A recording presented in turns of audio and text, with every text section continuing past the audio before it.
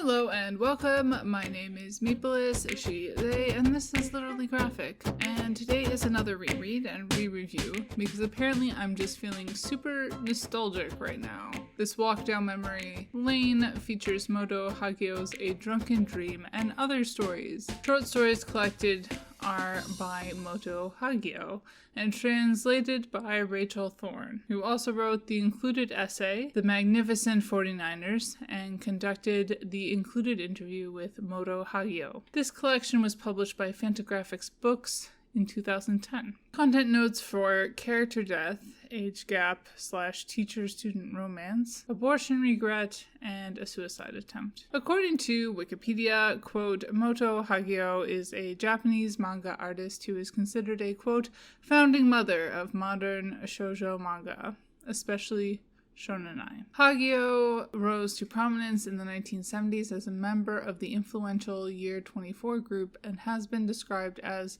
the most beloved shōjo manga artist of all time. Hagio's notable work includes the Po Clan, 1972 to 1976, which I've also reviewed, The Heart of Thomas, 1974, They Were 11, 1975, and A Cruel God Reigns, 1993 to 2001, end quote. Thorne's interview with Hagio is in the back of this collection, really fleshed out Hagio's journey and influences in a way that I certainly will try and integrate further into the review. What kinds of keywords came to mind while reading this collection?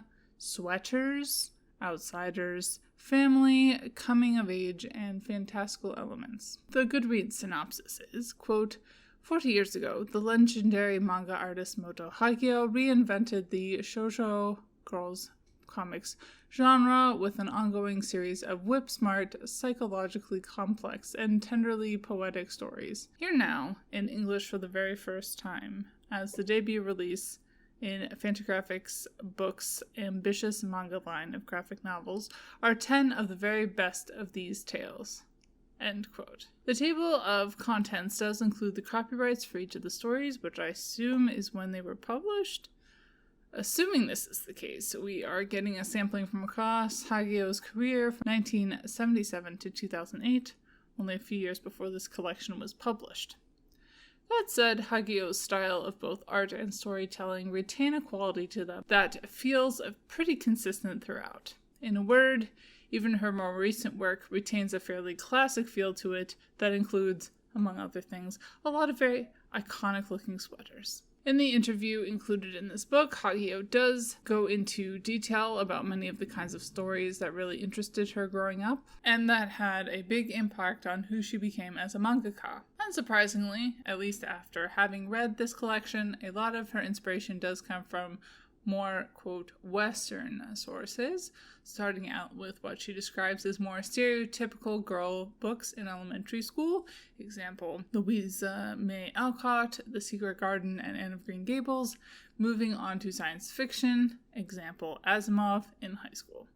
Hagio also talks at length about her parents' ongoing disapproval of her career choices, which is perhaps why she seems to have written many stories about people who feel ostracized from their community. Looking at the representation of sexuality and gender, while I would certainly not describe this collection as expressing anything like a progressive idea for gender today, I can see how she earned such notoriety for reinventing shōjo manga when she entered the scene. The majority of stories in this collection feature active female protagonists, in contrast to the passive damsels that were otherwise on offer.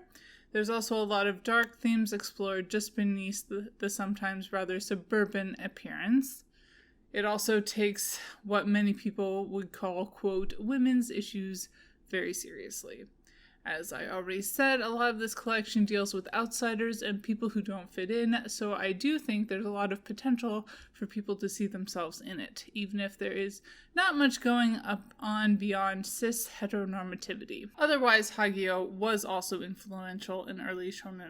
Race was not really explored in the text itself, although the titular story called Drunken Dream does include the characters being reincarnated through time, which involves putting on the trappings of a couple of different cultures. This alongside the heavy, quote, Western influence. Class is ignored and money is never discussed. Ability versus disability was explored in one story in particular, although I suspect not in a particularly edifying way. A brief look through the internet only turned up the metaphorical and thematic interpretations of Henshin Half-God, a story about two conjoined twins, one ugly and intelligent, and the other beautiful and notably not smart. Are there actually two sisters, or is Hagio just talking about the two parts of one person? Even with the assumed social commentary about expectations for women, I'm not terribly comfortable with this stereotypical dichotomy, not to mention the use of conjoined twins in this way. What do you think? Otherwise, people appear to be largely either alive or dead, with ability assumed to be rather monolithic. While obviously not a universal must-read, I continue to appreciate this look into the history of manga, especially when it comes to shōjo. This edition, like many from Fantagraphics, was extremely well put together and went above and beyond. 4 out of 5 stars. Bye y'all, keep reading and resist white supremacy. And Literally Graphic is created on land that should be given back to the traditional landholders, which in this case is, to my knowledge, the Mississaugas of the Credit First Nation, an Anishinaabe people, the Haudenosaunee Confederacy, and the Huron-Wendat Nation.